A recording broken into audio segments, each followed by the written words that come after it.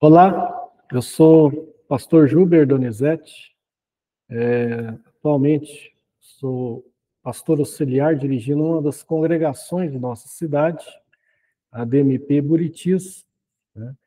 E louvo a Deus por essa oportunidade para a gente estar ministrando essa aula hoje.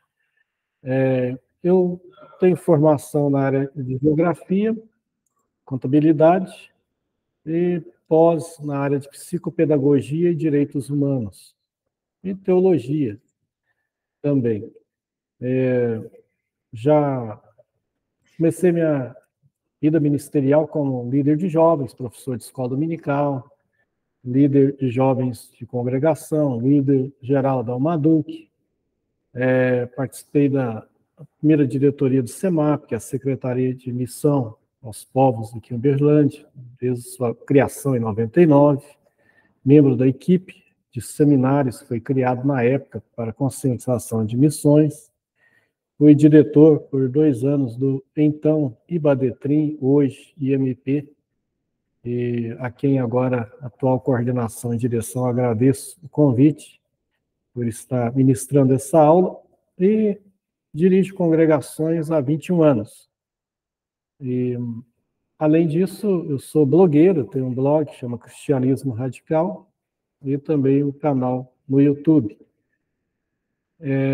A aula que nós vamos estar trabalhando no dia de hoje é a história da igreja. Nós vamos falar sobre a história da igreja desde os seus primórdios, o início, até os movimentos pré-reformáticos. Então, esse é o conteúdo que a gente vai trabalhar nessa aula de hoje. Bem? Vamos estar lendo apenas um versículo na Bíblia Sagrada, que é Mateus capítulo 16, versículo 18. Somente esse versículo. Onde Jesus diz assim para Pedro: também eu te digo que tu és Pedro, e sobre esta pedra edificarei a minha igreja, e as portas do inferno não prevalecerão contra ela. Aqui, nesse versículo, é a primeira vez que aparece a palavra igreja, né, nas Sagradas Escrituras. A palavra igreja, quando Jesus traz ela para aquele contexto, né, diante da declaração de Pedro sobre a divindade de Cristo, que Jesus começou perguntando o que dizem os homens que é o filho, quem é o filho do homem. Aí uns dizem o senhor Elias, o senhor é um dos profetas, né? O senhor é João Batista ressuscitado. E ele falou, mas e vocês? Que diz que eu sou? Aí Pedro toma a palavra e diz, tu és o Cristo, o Filho do Deus vivo. E Jesus fala, olha Pedro, eu também te digo que tu és Pedro, e não foste a carne nem o sangue que revelaste, mas meu Pai que está nos céus. E tu és Pedro, e sobre essa pedra edificarei a minha igreja. Quer dizer, sobre aquela declaração do Cristo, de Jesus sendo o Cristo, o ungido. Não sobre a pessoa de Pedro, como erroneamente foi interpretado durante séculos, até milênios, na história da igreja. Não, sobre essa declaração, eu edifico a minha igreja. O que é a igreja? Igreja era uma palavra conhecida nos dias de Jesus, mas não no sentido que Jesus estava trazendo. Igreja é eclesia, né? Quer dizer, uma assembleia, um ajuntamento. Era muito comum no mundo grego, porque os gregos são os chamados pais da democracia, quer dizer, do governo do povo, eles reunirem assembleias, eclesias, né? Às vezes até em praça, e onde eram tratados assuntos da cidade e eram feitas votação e decisões sobre a cidade, assembleias. Que Jesus está pegando um termo dos gregos lá, do mundo grego, e aplicando, e falando, mas só que agora eu estou formando a minha assembleia, a minha eclesia, né? O meu grupo, né? Então, é isso que é a palavra igreja. Então, eu estou formando, edificando a minha igreja sobre essa declaração agora, né? Tu és o Cristo, o Filho do Deus vivo. Então, Jesus é o fundador da igreja. Ele é o fundador da igreja. Ele inicia com os discípulos, não só com os 12, mas com todas aquelas pessoas que estavam ali participando, né? Alguns temporariamente, outros ficavam, né? Uns iam atrás de Jesus apenas por atrás de um milagre, uma multiplicação de pães, uma cura, e outros ficavam, não somente indo atrás de milagres, mas também para ouvir, porque a Bíblia diz que eles gostavam de ouvir Jesus, porque a palavra de Jesus não era como a dos escribas e fariseus, ela continha autoridade. Quando uma vez tentaram prendê-lo, os soldados voltaram sem prender Jesus, e o Sinédrio pergunta por que não prenderam Jesus, está no livro do Evangelho de João. Eles falam, nunca ninguém falou como esse homem. Então, houve um grande ajuntamento. Mas Jesus foi para a cruz para cumprir as Escrituras, as profecias, para cumprir textos, né, do Messias que sofreria. Ele ressuscita ao terceiro dia. E, novamente, a Bíblia diz, em 1 Coríntios capítulo 15, o apóstolo Paulo vai dizer que durante 40 dias, Jesus apareceu para cerca de 500 irmãos, né? E ele, então, dá algumas instruções, sendo uma delas para ficarem ir para Jerusalém, receber a promessa do Pai, ser revestido do poder do Espírito Santo e ser testemunhas dele pelo mundo. Assim que ele é assunto aos céus, 10 dias depois da sua assunção aos céus, sua ascensão aos céus, né, há o dia de Pentecostes. Em Atos capítulo 2, então, ali estava inaugurada, vamos dizer, oficialmente a era da igreja, com 120 discípulos.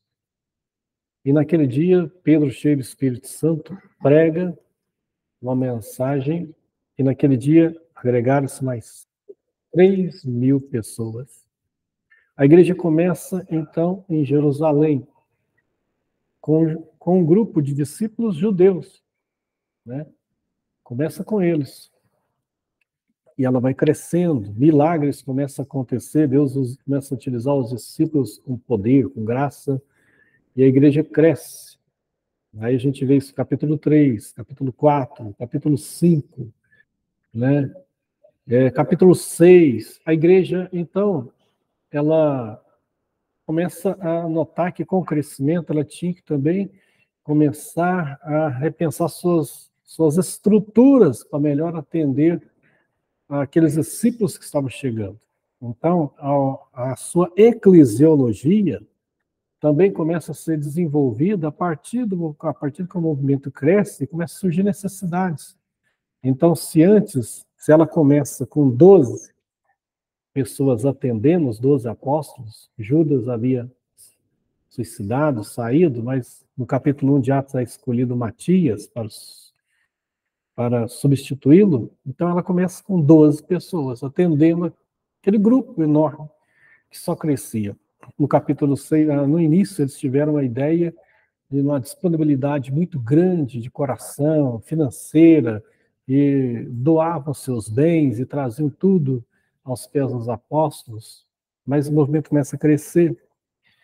E não só dos judeus que viviam na Palestina, mas também dos chamados helenistas, judeus que viviam em outras partes do mundo, falavam o grego e passaram a ficar ali também em Jerusalém, e começa a ter um problema social em Atos capítulo 6, e um grupo de viúvas estava reclamando que não eram atendidas como as outras, os chamados judeus helenistas, dos que viviam na Palestina, sempre viveram.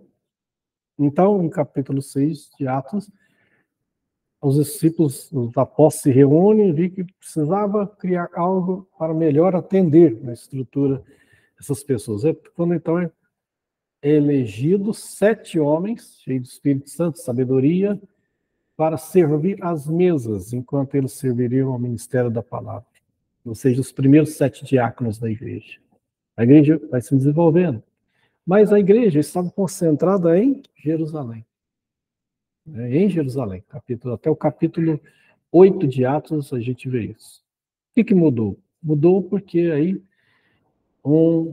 começa uma perseguição entre os judeus contra a então igreja nascente, que na sua maioria também era composta dos judeus.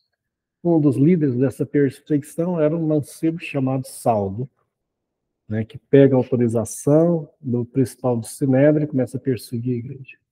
Nessa perseguição, os discípulos então começam a sair de Jerusalém e ir para outras cidades.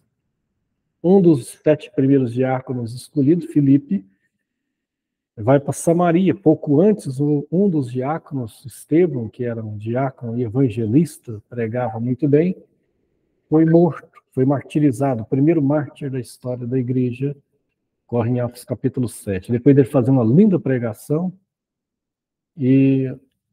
mas ele é morto. E entre as testemunhas estava Saulo.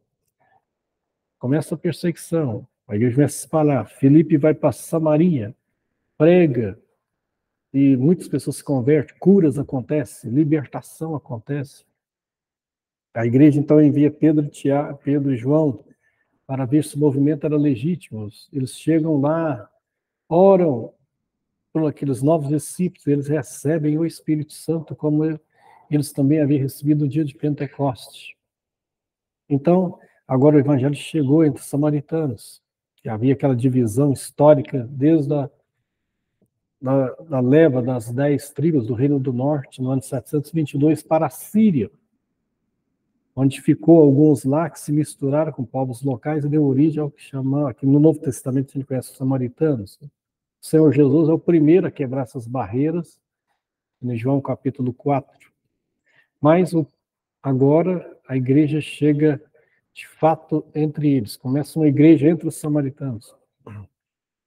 No capítulo 9 está um dos acontecimentos mais importantes da igreja primitiva, a conversão de Saulo de Tarso, que se converte de uma maneira extraordinária, poderosa ao evangelho. O perseguidor passa a ser o perseguido agora. Aquelas pessoas que ele perseguia estavam ajudando ele a fugir dos que enviaram ele para perseguir aquelas pessoas. No capítulo 10 de Atos, um romano tem uma visão de anjo e manda chamar Pedro. Pedro vai na casa dele com certo receio. Antes de ir, Deus lhe dá uma visão onde ele vê um lençol com toda sorte de animais e manda ele matar e comer. Ele resiste, que diz como judeu fiel, ele nunca havia comido nada imundo conforme a lei mosaica. Até que quando ele chega na casa daquele romano, ele entende, centurião romano, ele entende do que era o sentido da visão, que não estava falando de animais, estava falando de pessoas que eram consideradas também pela religião deles como impura. Pedro prega um sermão curto em Atos capítulo 10, o Espírito Santo desce sobre aqueles gentios que recebe, que falam em línguas e profetizam. Pedro os batiza. Aí alguns discípulos anônimos chegam na terceira maior cidade do Império Romano, Antioquia. E lá, Atos capítulo 11, diz que os discípulos são pela primeira vez chamados de cristãos, seguidores de Cristo. A igreja de Jerusalém envia então Barnabé para ver se realmente a coisa estava indo bem. Ele chega, se alegra com o movimento, mas vê que ali precisava de discipulado, precisava de alguém para acompanhar aqueles irmãos. Então ele lembra de ter conhecido alguns anos antes um jovem, né, judeu, fariseu, que havia se convertido e que havia dito que o Senhor, na visão de Damasco e confirmado pelo discípulo Ananias, quando orou por ele, que ele tinha uma chamada de Deus para os gentios, pregar para os gentios. Barnabé lembra disso e vai em Tarsis buscar o apóstolo Paulo. Porque Paulo se converteu em Damasco, foi 3 anos para a Arábia. Ninguém sabe o que ele fez ali. Provavelmente ele ficou comparando as escrituras e lendo a escritura agora e procurando Jesus nelas, o Jesus que ele sempre tinha negado. E também recebendo, certamente, revelações de Deus. Ele volta, vai para Jerusalém, quer se encontrar com os discípulos, fica com Pedro 15 dias, e os cristãos, a princípio, tiveram receio de recebê-lo, e é justamente Barnabé que vai e ouve ele, vê que ele tinha se convertido mesmo e apresenta ele aos irmãos de Jerusalém. Mas Paulo depois vai para Tarsus, fica em torno de 6 anos lá. Provavelmente ele foi pregar para os parentes, familiares, vizinhos, sociedade. Os anos ocultos de Paulo. Mas Barnabé lembra dele, busca ele em Tarsus e traz ele para Antioquia. E a Bíblia diz que durante um ano inteiro eles ficaram ensinando e pregando para aquela igreja, que agora, pela primeira vez, tinha uma igreja mista, uma igreja de judeus e uma igreja de gentios, e não mais uma igreja só de judeus.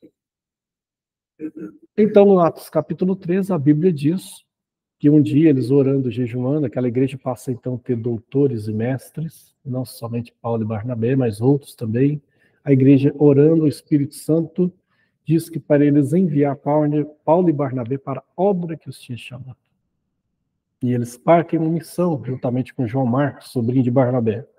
Vão para a ilha de Creta, pregam na ilha de Creta, depois converte o procônsul da ilha, e há um milagre extraordinário lá. Eles vão então para Pisídia, Panfilha, Antioquia da Pisídia. João Marcos sai do grupo, volta para Jerusalém, Paulo e Barnabé continuam. E aí, essa região, na verdade, era a região conhecida, todas as cidades, como Galácia. E ali eles ficam durante o tempo pregando e é criada uma igreja ali, mas não com facilidade, foi difícil.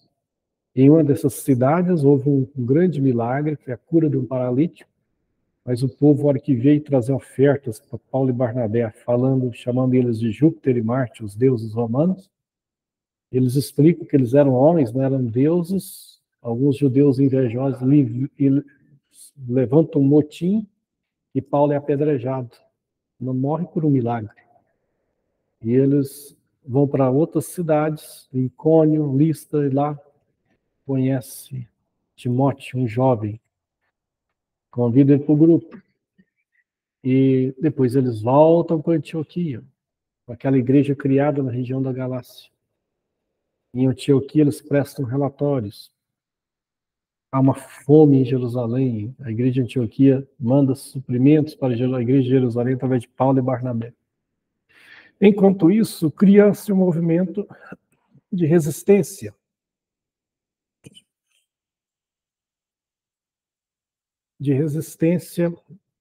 A essa mensagem que Paulo e Barnabé estavam pregando para os gentios.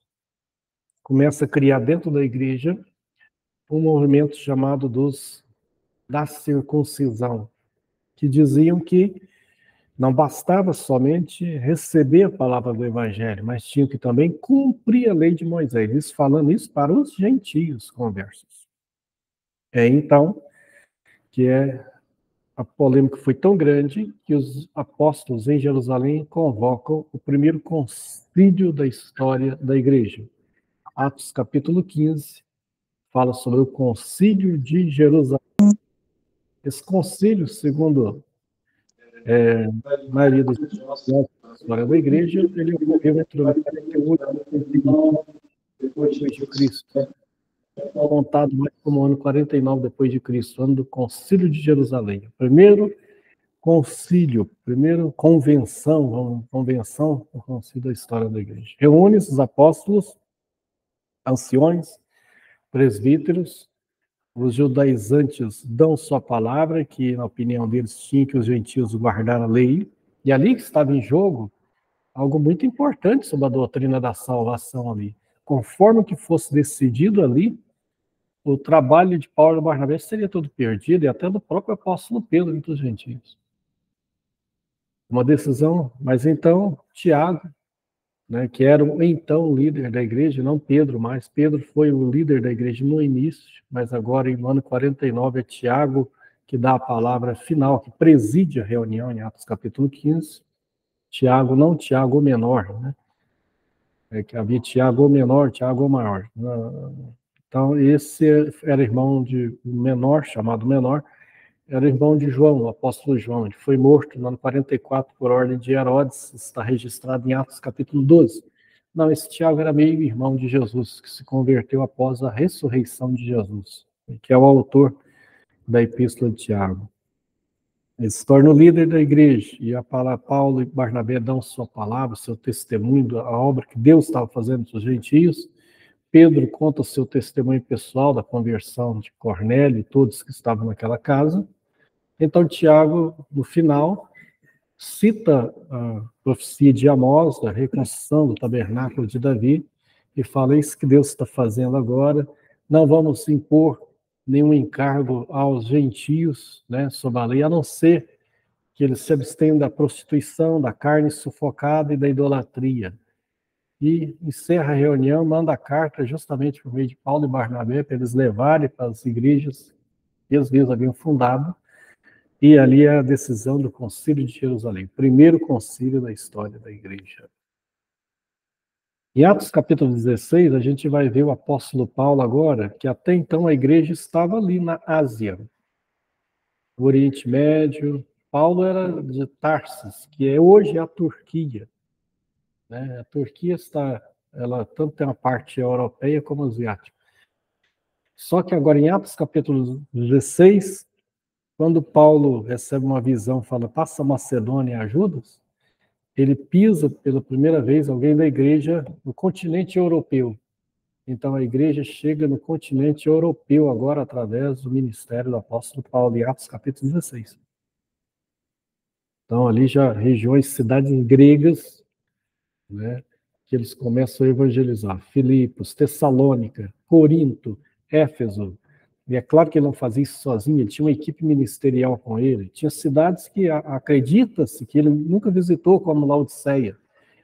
Paulo chegou a um ponto do ministério dele que ele passou a ir para uma cidade grande, uma metrópole como Éfeso, e de lá, que orbitavam várias cidades em torno daquela metrópole, ele enviava seus auxiliares que iam pregando naquelas, e ele cita o nome dele nas cartas.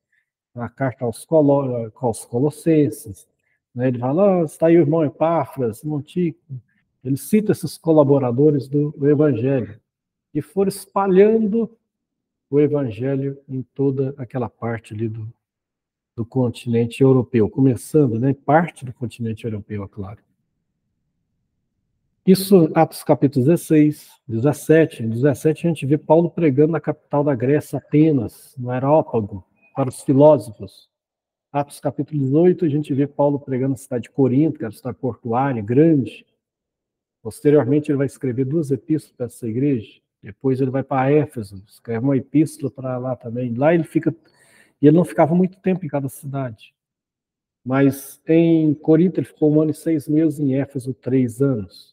E a partir daí, aquela região toda foi evangelizada. Timóteo, Silas, Epáfras, Tíquino, Tito, né? Eles tinham toda uma equipe. Ele e Barnabé, depois da primeira viagem missionária, se separaram, e Barnabé tomou João Marcos. A causa da separação foi João Marcos, né? Que João Marcos, também mais conhecido no Novo Testamento como Marcos, né? Marcos era sobrinho de Barnabé, e Paulo não queria levá-lo de novo na viagem. Barnabé queria que desse mais uma chance para ele. Eles se separam por causa disso. Paulo toma Silas e vai para a missão, para a segunda viagem missionária, depois ele faz a terceira, e Barnabé pega o jovem Marcos e vai. No final das contas, Barnabé que estava certo. Que anos depois, em 2 Timóteo, já na sua última epístola de sua vida, Paulo vai dizer para Timóteo: traze também meu filho Marcos, que me é muito útil no ministério. Esse Marcos, depois, é o autor do Evangelho de Marcos, que é o primeiro evangelho da Bíblia, não Mateus. Então, a gente vê que a igreja, ela constitui de pessoas humanas. Então, quer dizer, de pessoas que, por mais que eles queiram acertar, buscar santidade, mas também tem falhas, são seres humanos, né? Então, a gente vê, mas que procuram acertar, procuram seguir o alvo, seguir Jesus, mesmo que às vezes erram também. No capítulo 19, a gente vê o ministério de Paulo em grande ascensão na cidade de Éfeso, com curas extraordinárias, milagres tremendos, a ponto da indústria local, da idolatria local, a deusa Diana, entrar em colapso, e há uma revolta, um motim na cidade contra Paulo. E depois ele deixa Éfeso e tem a intenção de visitar Jerusalém novamente. O sonho dele é que a sua própria pátria, seu próprio povo, também se convertesse. Ele estava pregando para os gentios. E agora ele falou, mas e o meu povo? Então ele quer voltar para lá. Só que o que acontece em Atos capítulo 20, Paulo é preso em Jerusalém por conta de um motim deles mesmos, lá dos judeus, contra ele. E ele é preso, ele foi avisado pelo profeta Ágabo, mas mesmo assim ele falou, estou pronto, se for para ir preso, eu estou pronto. Ele é preso em Atos capítulo 20, ele é enviado para a capital ali daquela região, para o governador que ficava em Cesareia. Ele vai para Cesareia e fica preso em Cesareia 2 anos. Isso ocorreu em torno do ano 57 para o ano 58. Troca o governador e Paulo continua preso. Até que então ele fica sabendo de um complô para matá-lo, eles pedindo para que ele fosse levado para Jerusalém para ser julgado lá pelo Sinédrio. Ele fica sabendo do complô. Então ele Paulo foi escolhido por Deus por vários motivos, com algumas credenciais que o qualificavam para ser aquele apóstolo dos gentios. Primeiro, apesar de judeu, ele não nasceu na Palestina, ele nasceu em Tarso, no Cilício, que é hoje a Turquia, ou seja, ele era um judeu helenista, ele não nasceu na Palestina, era um dos judeus de fala grega. Segundo, ele, então, logicamente, dominava o grego muito bem e provavelmente tinha noções do latim. Se não falava fluentemente, tinha grandes noções, provavelmente. E também era cidadão romano. Isso era um privilégio na época deles. Na época de Jesus, na época de Paulo, era um privilégio. Cidadania romana não era concedida a todas as pessoas, era adquirida quando Paulo é preso em Jerusalém, ou quando chega e chamam o chefe da guarda lá, que vai mandar açoitá-lo. Paulo fala o seguinte, é lícito açoitar um cidadão romano? O homem, a Bíblia diz que ele tremeu. Ele falou, como? Eu tenho esse título porque eu comprei com grande soma de dinheiro. E Paulo falou, mas eu tenho por nascimento. Então, certamente tinha como provar. Então, esse era a cidadania romana era concedida ou comprada, ou para isso, para quem não era romano mesmo. É claro que quem era romano tinha. Ou para quem prestou relevantes serviços ao Império Romano. Então, provavelmente, John Pollock, que é o autor do livro O Apóstolo, que é um livro biográfico sobre Paulo, ele chega a dizer que acredita que é provável que Paulo, o seu avô ou seu pai, prestou algum serviço para o Império Romano, ganhou esse título e por isso ele era transmitido hereditariamente. Por isso que Paulo falou, eu sou de nascimento. Isso lhe deu oportunidade para quê? Aí o governador, então, Cesaré fala, como você apelou para César, você vai para César. Quer dizer, você vai ser julgado por César. Então, Paulo é enviado para a cidade que ele ainda, a maior cidade dos gentios, que ele ainda não havia ido, que era Roma, a capital do Império Romano. E ele chega em Roma no ano 60 depois de Cristo. É interessante que no ano 57 para o ano 58, ele chegou a escrever uma carta para os cristãos, que já tinha cristãos em Roma. Ninguém sabe quem. Chegou lá e evangelizou, já tinha uma igreja lá, uma igreja não fundada por Paulo, uma igreja de gentio e judeus, que tinha irmãos judeus também, tipo igual Antioquia, igual Corinto, igual Éfeso, que era uma igreja composta de judeus e gentios, mas que não foi fundada pelo ministério dele. E ele tinha vontade de conhecer essa igreja, vontade de pregar em Roma, mas não tinha tido a oportunidade ainda. E agora ele está indo escoltado pelo próprio Império Romano para pregar em Roma. Mas ele escreveu 2, 3 anos antes de ir para Roma uma carta, que é considerada uma obra-prima da literatura e da teologia. Talvez a maior obra teológica, a Epístola aos Romanos. Né? Segundo o grande teólogo do século XX, Karl Barth, é o grande primor da teologia, a Epístola aos Romanos. Então ele escreveu sem conhecer. Agora, no ano 60, ele chega em Roma. E a Bíblia diz, termina o livro de Atos. Então, nós estamos falando sobre a história da igreja. Qual é o livro na Bíblia que fala da história da igreja? O livro de Atos. Mas o livro de Atos termina no capítulo 28.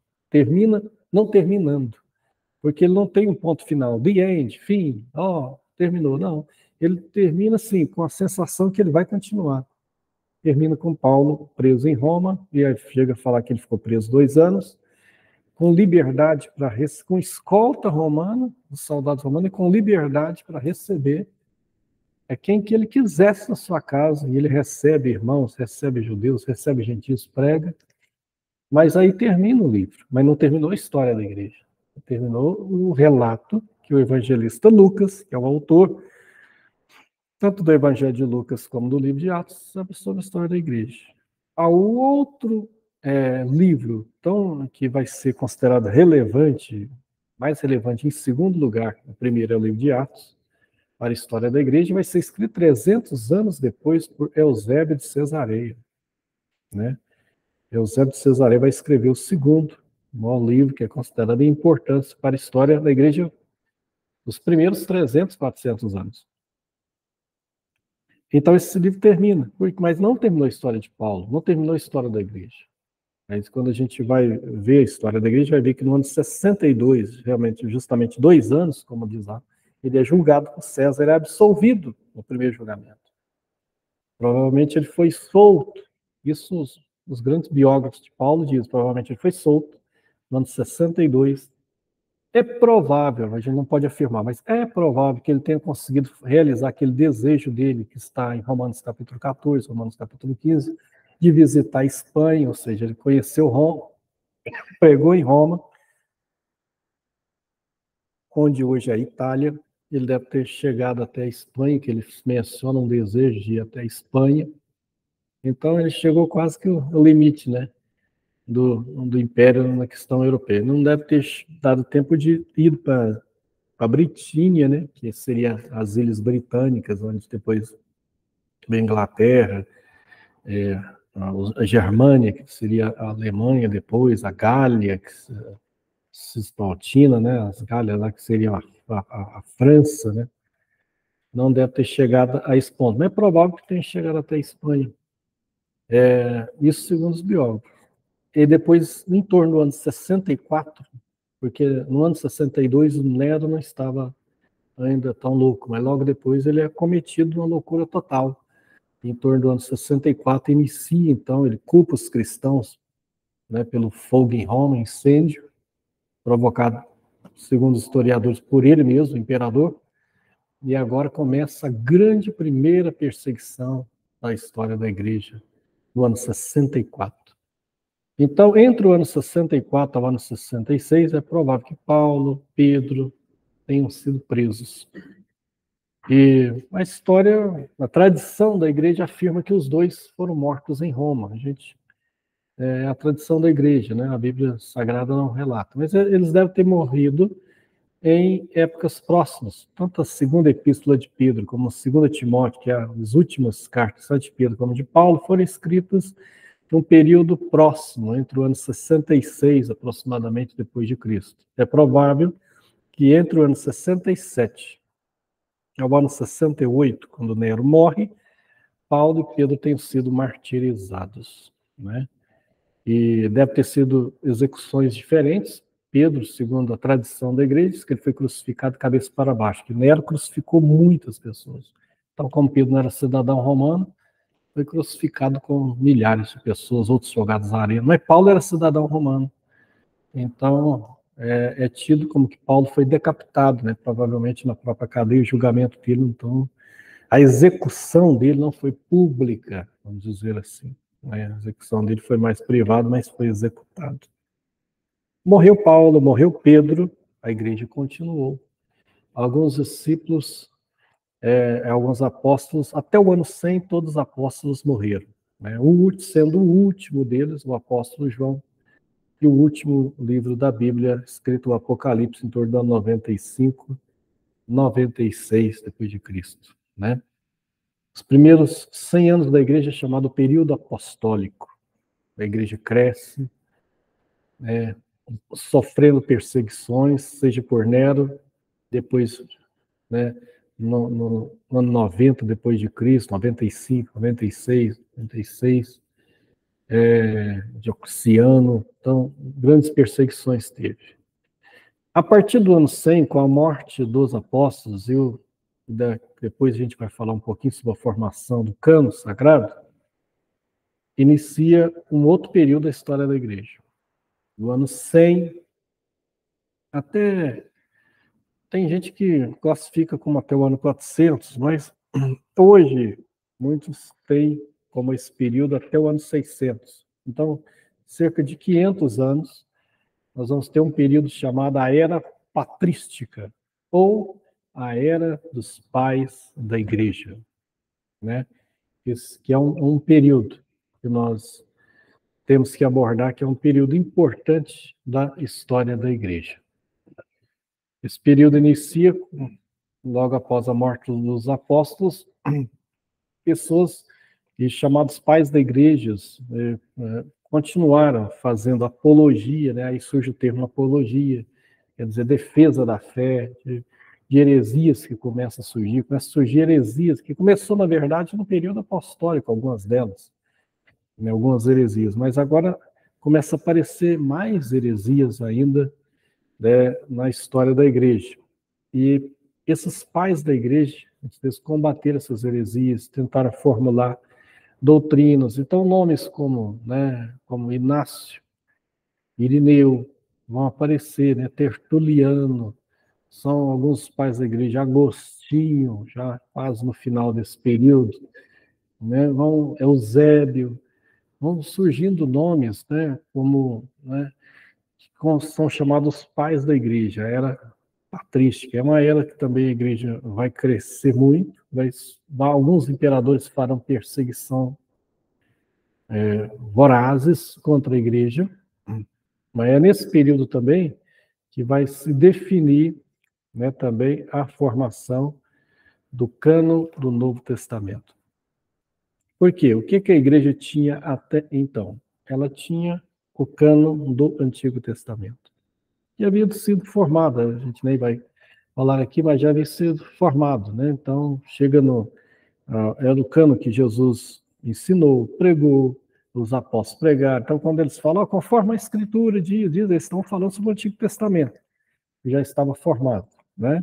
O último livro do Antigo Testamento foi escrito no ano 445, Malaquias.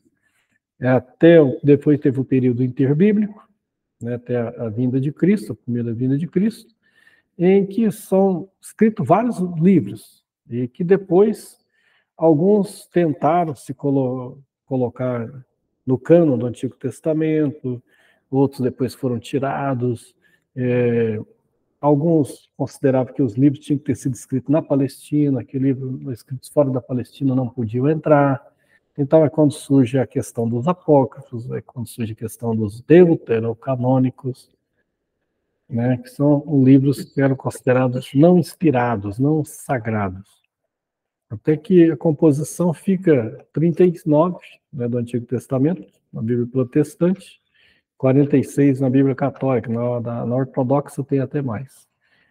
Por que há essa divisão? Porque, a hora que foram formar, eles mesmos, os judeus, definir esse cânon, eles consideraram isso, livros que foram escritos na Palestina e livros que foram escritos fora da Palestina. Os da fora da Palestina se consideraram como deuterocanônicos. Então, quando houve a questão do Concílio de Jame, lá para o ano 90, depois de Cristo, saiu uma edição com o que tinha na época, né, não tinha imprensa, com a Bíblia hebraica, e esses livros, 7 livros, não foram colocados nela. Mas, no Concílio de Trento, né, a Igreja Católica incluiu esses livros, né? E Jerônimo também incluiu na Vulgata. Mas antes, as primeiras edições, a gente não vê eles. Na Bíblia hebraica, eles não estão, que são chamados deuterocanônicos. Então, a formação do Antigo Testamento estava pronta. Mas e agora do Novo? Começa, então, a formação do cânon do Novo Testamento. Então, para ter esse reconhecimento, aí a história da igreja e a história da Bíblia caminham juntos, né, nessa época, né, nesse período. E aí não tem como desassociar uma da outra, porque ao passo que começa a se formular as primeiras doutrinas, sistematizar as primeiras doutrinas, uma das coisas mais importantes era saber se aquela sistematização tinha alguma base escrita sacra. E aí que é a importância dos livros estarem reconhecidos. Qual livro que posso? Por quê? Porque surgiram, nos primeiros 400 anos da igreja, muitos livros com o nome de apóstolos. A pessoa escrevia um livro e para que ele tivesse a notoriedade, o livro, né, e tivesse um reconhecimento, ele põe o nome de algum apóstolo. Então, só evangelhos tinha vários, não só esses 4 não, Mateus, Marcos, Lucas e João. Tinha o evangelho de Paulo, surgiu o evangelho de Paulo, de Bartolomeu, de Maria Madalena, de Judas, por inúmeros evangelhos que surgiu. Epístolas, várias também, várias epístolas. Apocalipse, não tinha só o Apocalipse de João, tinha Apocalipse de Paulo, tinha Apocalipse de Pedro, tinha Sibila Cristã, que eram livros apocalípticos. E aí começou a se adotar alguns critérios, qual que vai ficar. Então, qual que estava mais próximo ali da era apostólica, aqueles foram sendo escritos 100 anos depois das mortes dos apóstolos, 200 anos, alguns até 300 anos, e já foram descartados, estavam muito longe, apesar de levar o nome de um apóstolo, mas ele estava escrito num período histórico que não tinha como ter sido escrito por aquela pessoa. Então, foi um dos critérios, né? Depois, a harmonia entre esses textos. Então, tinha textos lá que não tinha harmonia nenhuma com os que teve alguns esses livros da Bíblia, a maioria foram sendo reconhecidos rapidamente, esses que hoje compõem o Novo Testamento, que é igual, tanto na Bíblia Católica como na Bíblia Protestante. Tem alguma diferença no Antigo Testamento. No Novo Testamento é idêntico, são 27 livros. Esses 27 livros tiveram reconhecimento mais rápido. É claro que alguns livros tiveram reconhecimento mais tardio, ou polêmica no reconhecimento de alguns livros. Mas por que seria importante? Porque aí começou a surgir tanto heresias, quer dizer, ensinos contrários à fé cristã, como também apologia à fé cristã. Então, vai surgir no ano 150 um cidadão chamado Marcião, né? 40, 50 anos depois da morte do último apóstolo, João, surge um cidadão falando que o Novo Testamento ele era composto apenas do Evangelho de Lucas, parte do Evangelho de Lucas, não ele todo. Somente o Evangelho de Lucas e somente com 10 epístolas de Paulo. O restante tinha que jogar fora, não fazia parte do Novo Testamento. Então surge esse cidadão com isso. Então alguém falou, não, mas espera aí, Mateus, e Marcos, e João, e as outras epístolas? Então começou-se a reunir para discutir isso. Vai surgir, no ano 300, um presbítero na igreja propondo o arianismo. O que era o arianismo? Ele chegou com a ideia de que Jesus não é Deus. Ele era um ser inferior a Deus. Né? Muito parecido com o que séculos depois é conhecido como os Testemunhos de Jeová. O que Ario propunha é basicamente a doutrina do Testemunho de Jeová. Né? Ele negava a divindade de Cristo. E aí surge um concílio convocado, né? No ano 325 é convocado o Concílio de Nicéia. E quem convoca é o próprio imperador. E aí é bom salientar que até o ano 313 havia perseguição do Império Romano contra a igreja. A igreja crescia, apesar das perseguições. Crescia, enfrentava problemas de combater heresias dentro dela e ainda enfrentando a perseguição externa. Isso até o ano 311, 312, quando então existe o Édito, uma promulgação de uma lei, Édito de Milão, onde é decretada a tolerância à fé cristã, com o imperador Constantino. A partir daí, é considerado que Constantino, depois ele é até batizado e ele se torna cristão. Então a igreja passa a ser, deixa de ser igreja perseguida e passa a ter uma institucionalização da igreja. A igreja agora era a igreja do imperador. Então, o que isso provocou? Isso provocou uma avalanche de conversões. Mas conversões entre aspas. Na verdade, foi adesões, e não conversões. Todo mundo queria fazer parte da religião do imperador. Então, no ano 313, o que acontece? Uma conversão em massa no Império Romano. Muita gente se tornando cristão. Mas o que acontece? E eu falei no início que na cidade de Éfeso, a indústria da idolatria se revoltou, né? Que estavam perdendo compradores para as estátuas que eram vendidas dos deuses, lá no caso da deusa Diana. Mas isso ocorreu com todos os deuses do Império Romano. Essa indústria foi entrando em colapso. Mas eles foram tão criativos que eles fizeram uma adaptação. Em vez de passar a fabricar, eles fizeram uma mutação. Em vez de fabricar uma estátua de Zeus, de Afrodite, de Mercúrio, né, de Hermes, né, de Vênus, eles passam a fabricar imagens, mas agora de santos da igreja. Então, em vez da deusa Afrodite, agora a Virgem Maria. Em vez de Zeus, que era o deus dos raios, agora São Pedro, que agora decide sobre as chuvas também. Fizeram uma adaptação perfeita. Agora, os santos da igreja. E a indústria da idolatria, ela continua, mas agora ela fez uma mutação, ela fez uma alteração tremenda.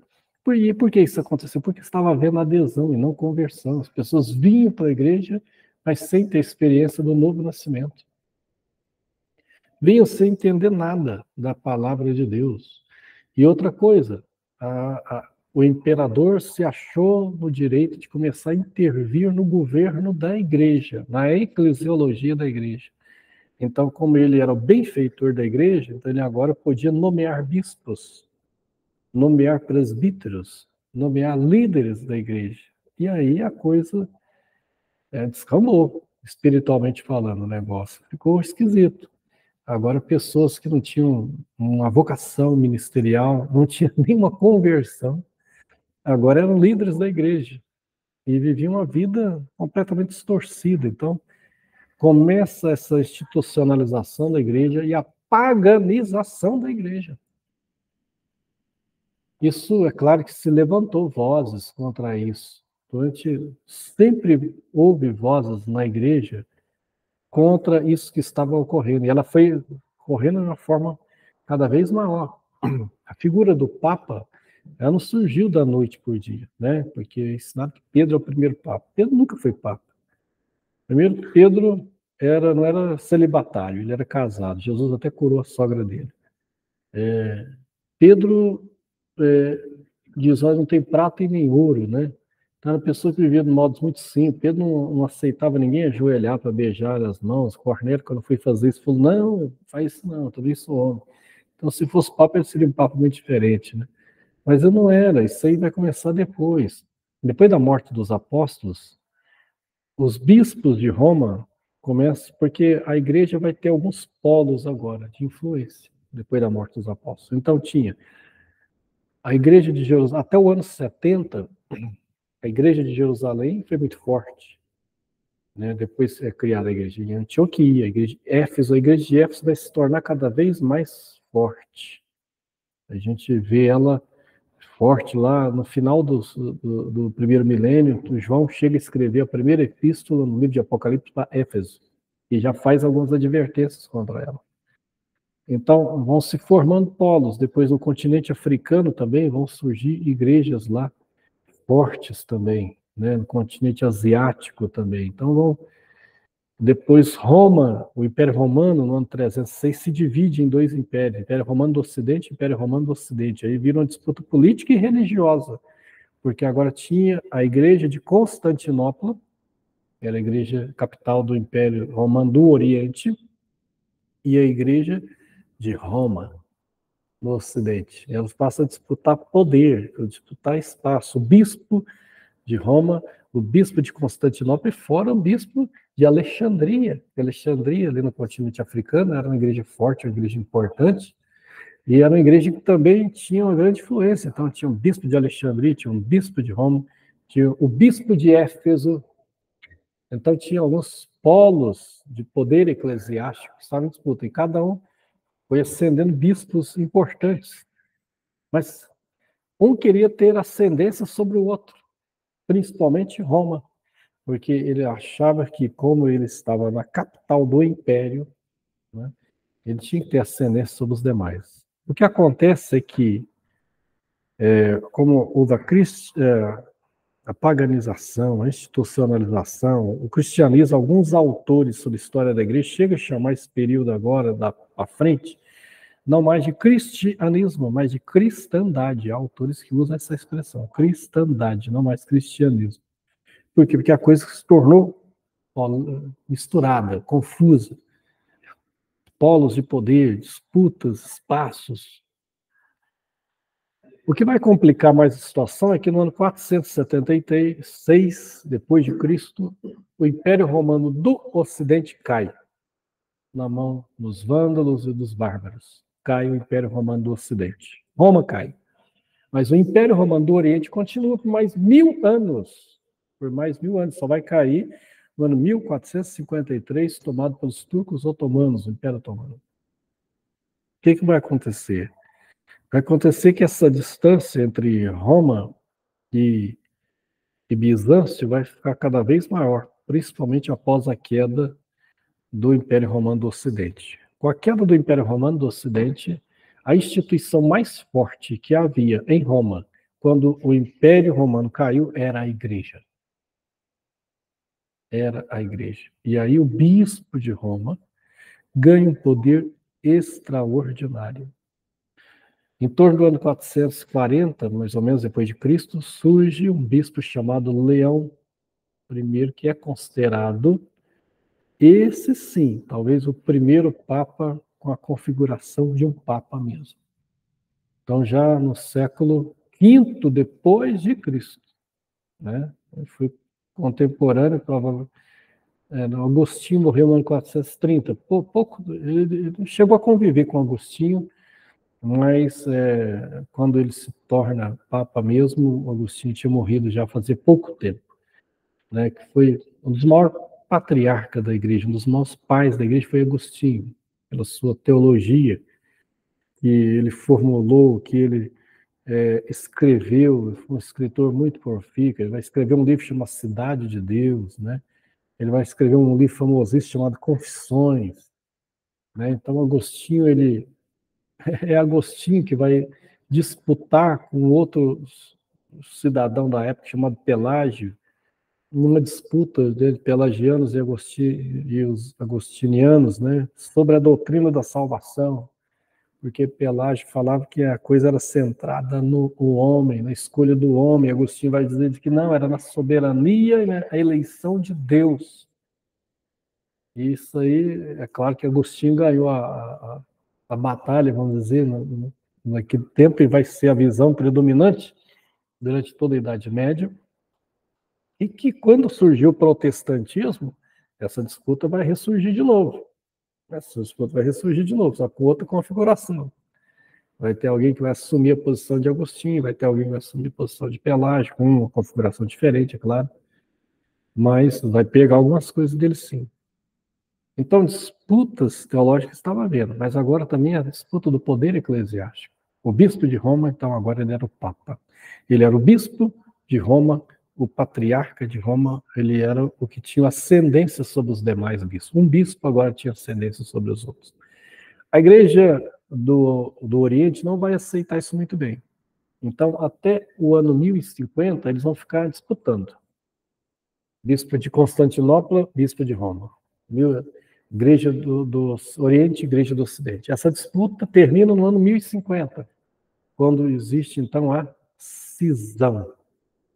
Houve uma grande cisão da Igreja do Oriente com a Igreja do Ocidente. A Igreja ligada a Roma, ela passa a ser chamada de Igreja Apostólica Romana.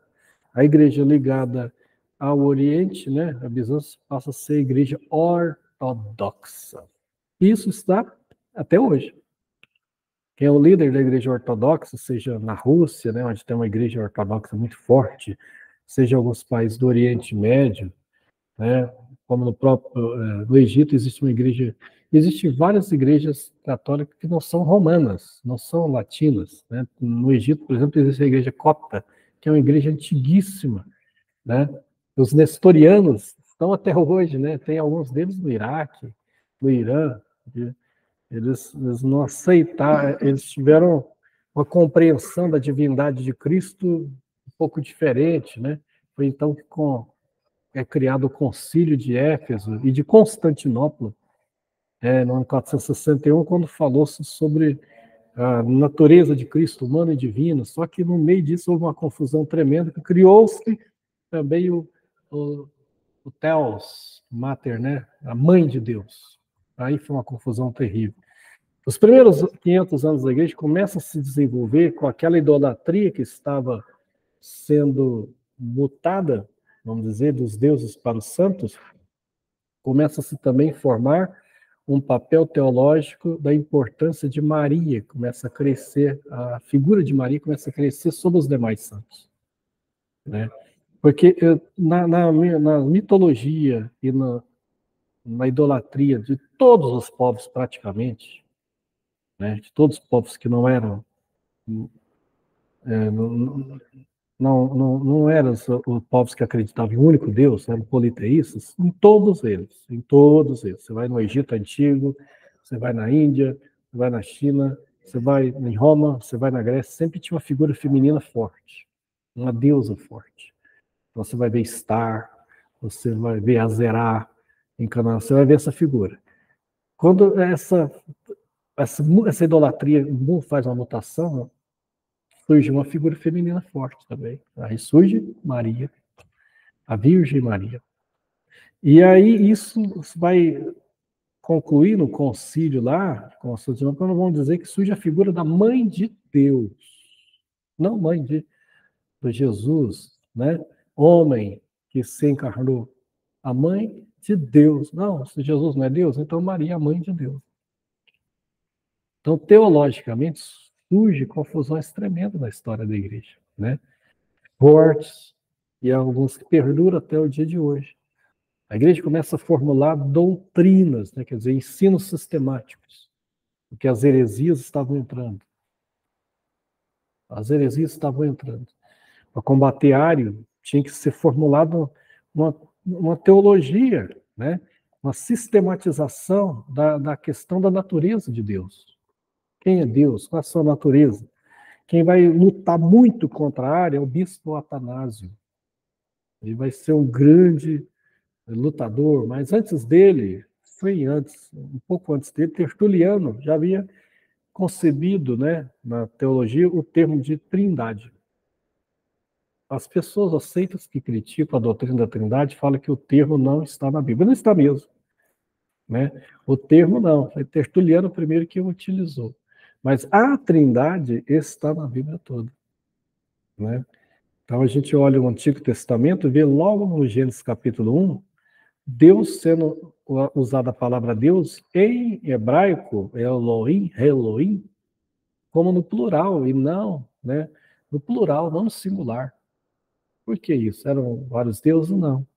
Então já mostrava, eles falam, façamos o homem, desçamos e confundamos as línguas na Torre de Babel, sempre usando o plural. Eles estavam falando com anjos, estavam falando com algum ser igual, em eternidade, em poder, em essência. Então a gente já vê a doutrina da Trindade desde os Gênesis, né? A gente já vê teofanias no Antigo Testamento, manifestações da segunda pessoa, com um ser que era diferenciado, ou anjo do Senhor, não um anjo, ou anjo do Senhor. E esse anjo podia perdoar pecados lá no Êxodo, mas os outros anjos não podiam, mas esse podia. Os anjos não aceitavam adoração, mas esse aceitava, né? Quando o pai de Sansão recebe a visita dele, a mãe, e fala, qual que é o seu nome? Ele fala, por que você pergunta pelo meu nome, você é maravilhoso? Ele faz uma oferta, ele sobe no meio e recebe a adoração, como recebeu a adoração de Josué, quando apareceu diante dele, antes de ele entrar em Jericó. Quem que é o Senhor? És do nosso inimigo. Eu sou o príncipe dos exércitos, Senhor. Tira os sandálios dos seus pés, porque o lugar aqui é santo. E ele adora, e ele aceita. Então, a gente vê teofania, quer dizer, a segunda pessoa da Trindade aparecendo no Antigo Testamento. No Salmo 110, a gente vê de forma muito clara, quando Davi diz assim, disse o Senhor a meu Senhor. Interessante que em Mateus capítulo 22, Jesus vai usar esse argumento quanto aos fariseus para evocar sua divindade. A hora que eles falavam, como é que você diz que é filho de Deus? Ele falou, vocês nunca leram na Escritura, quando Davi chama, disse o Senhor a meu Senhor? O que ele estava falando ali? Então, Jesus ele mesmo, defendendo sua própria divindade, cita o Salmo 110. E ele fala, disse o Senhor a meu Senhor. Fica-te até que eu ponha todos os inimigos por esse cabelo dos teus pés. Então, está no Novo Testamento, então, aí, a essência a doutrina que é criada de um único Deus, mas que subsiste eternamente em três pessoas, iguais, em essência, em poder, em atributos como eternidade, onipotência, onisciência, onipresença, Pai, Filho e Espírito Santo. Está na fórmula do batismo, em Mateus capítulo 28, 18 a 20, ide por todas as nações, ensinando-as e batizando-os em nome do Pai, do Filho e do Espírito Santo. Está no primeiro credo da igreja, 2 Coríntios, capítulo 13, versículo 13, é o primeiro credo da igreja, quando Paulo cita aquilo que depois as igrejas protestantes é chamado de bênção apostólica ao final dos cultos, que a graça do Senhor Jesus Cristo, o amor de Deus e a comunhão do Espírito Santo esteja com todos vós. Ali é o primeiro credo da igreja, na verdade. A gente usa com saudação, mas foi o primeiro credo. Ali já afirma a Trindade. Então ela está na Bíblia toda. O próprio Jesus usou expressões que só Deus podia usar. Quando Moisés pergunta qual é o seu nome para que eu envie, em Êxodo 3, ele fala, eu sou o que sou, o eterno. E Jesus, quando em João 8, 58, quando ele fala, olha, vocês não são filhos de Abraão, vocês estão criticando os judeus lá, vocês são filhos do diabo. Não, não somos filhos de Abraão, do diabo, somos filhos de Abraão. Ele falou, não, Abraão viu o meu dia e todo. Falou, o senhor não tem 50 anos, como é que viu Abraão? Antes que Abraão existisse, aí ele usou a expressão que só Deus podia usar. Está em Êxodo capítulo 3. Eu sou. E os judeus entenderam tanto que a Bíblia diz que eles pegaram pedras para tirar Jesus. Jesus saiu no meio deles, que não era a hora. Quer dizer, para eles, Jesus estava blasfemando e se igualando a Deus. Então, a doutrina da Trindade está aí. A gente poderia citar inúmeros textos, mas não é o caso. Estou dizendo que essa foi uma das heresias a ser combatida, a doutrina da Trindade. Atanásio trabalhou muito em cima disso contra Ário. Depois vai surgir Sabélio, que criou outra heresia. Ele, ao contrário de Ário, não enfatizava a figura do pai, enfatizava a figura do filho. Só tinha um filho. Só Jesus. Esse movimento depois vai ser chamado de unicistas, modernamente, e outros termos, unitarianos, tal. O fato é que existem heresias que estavam sendo combatidas. O gnosticismo foi a primeira heresia que surge na história da igreja. A Epístola aos Colossenses de Paulo, o Evangelho de João, a primeira Epístola de João é combatendo já a heresia do gnosticismo. Ou seja, os próprios apóstolos, tanto Paulo como João, foram os primeiros a combater o gnosticismo, que dizia que Deus não vem em carne, Jesus não vem em carne. Ele é uma essência de luz. É por isso que João vai escrever e dizer, ó, todo aquele que dizer que Jesus não vem em carne, esse tal já é o espírito do anticristo. Já combatendo, mas ele vai crescer fortemente a partir do segundo século depois de Cristo, com a morte dos apóstolos. E vai se tornar um movimento muito forte. Então, gnosticismo, marcionismo, arianismo, são seitas que vão surgir, vão ser combatidas, e vão surgir outras. E foram sendo combatidas. Ao mesmo tempo que iam se reconhecendo os livros da Bíblia. Logo, logo se deu conta que os 4 evangelhos tinham coerência, essência e historicidade, quer dizer, proximidade com os fatos. Foi Mateus, Marcos, Lucas e João. Atos foi em conjunto, porque alguns historiadores chegam a acreditar que Lucas e Atos eram um livro só. Depois foi separado. Então, Atos logo reconhecido. As epístolas de Paulo logo foi reconhecida. Você tem textos do ano 95, 85 já depois de Cristo, ou seja, uma carta escrita antes de no Apocalipse, já citando o texto de 1 Coríntios, né, que as epístolas de Paulo foram logo reconhecidas. Alguns livros que demoraram mais foram 2 e 3 João, 2 Pedro, Judas, Hebreus e Apocalipse. Esses demoraram mais seu reconhecimento. Mas os outros foram mais rápidos, né? Até porque havia muitos outros livros com o nome desses apóstolos, né? Menos Hebreus, que até hoje não se sabe quem é o autor. Sempre ele foi reconhecido como um livro canônico, inspirado, mas não se sabe quem escreveu. Fala em Pedro, em Paulo, em Barnabé, em Apolo, mas, na verdade, a gente só sabe que foi um livro inspirado, mas não sabemos o autor. Então, quando chega, então, a queda do Império Romano e o bispo de Roma tem a proeminência, ele se torna papa. Mas ele não tinha os poderes que depois ele vai ter, não. Isso aí foi uma construção depois, né? Quem vai ser um papa que vai ter poderes maiores, vamos dizer assim, já vai ser Gregório Magno, ano 590, 605 depois de Cristo, né? A Igreja Católica, inclusive, considera ele como um dos pais da Igreja, Gregório Magno. Ele foi um papa, né? E um outro pai da Igreja muito importante, que a gente não pode deixar de falar, eu já falei de Tertuliano, Irineu foi um dos primeiros, Polinário, que foi muito importante, que era discípulo do apóstolo João, foi martirizado, Irineu foi martirizado, a maioria deles foi martirizada, a perseguição era muito grande. Agostinho, falei sobre ele, teve a sua importância, inclusive literária, teológica, mas também Jerônimo. Por que Jerônimo? Porque Jerônimo ele vai fazer a tradução da Bíblia do grego, que é o Antigo Testamento, traduzido em hebraico, com algumas partes em aramaico. O Novo Testamento teve algumas partes em aramaico também, como algumas partes de Mateus e tal, mas a maioria foi traduzido para o grego, começou a surgir cópias e cópias. Então, Jerônimo, lá para o ano 400, vai fazer uma tradução para o latim, que era a língua do Império Romano, né, a língua do governo. Então, ele traduz do grego para o latim, a chamada Vulgata. Né? Quer dizer, a Bíblia, eles falam vulgar, na verdade era a Bíblia na linguagem do povo na época. Então, Jerônimo foi muito importante. O poder papal vai crescendo. No ano 1050, teve a cisão do Oriente com a Igreja do Ocidente e o Oriente. A Igreja do Oriente, ela continuou até os dias de hoje. O seu líder não chama Papa, chama Patriarca.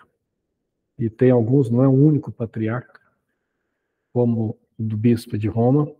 E tem alguns patriarcas, o patriarca da Rússia, tem o patriarca da Grécia, né? Tem alguns patriarcas, não é o único. Mas na Igreja Romana ficou a figura centralizada no Papa, no Bispo de Roma. Esse poder vai crescer muito na Idade Média, a ponto de alguns papas fazerem abusos de poder terrível, pondo reis, imperadores para se ajoelhar na neve para pedir perdão da Igreja. A partir do ano, depois dessa cisão da Igreja, os papas, querendo mais influência política e até religiosa, eles lançam contra os muçulmanos as chamadas cruzadas.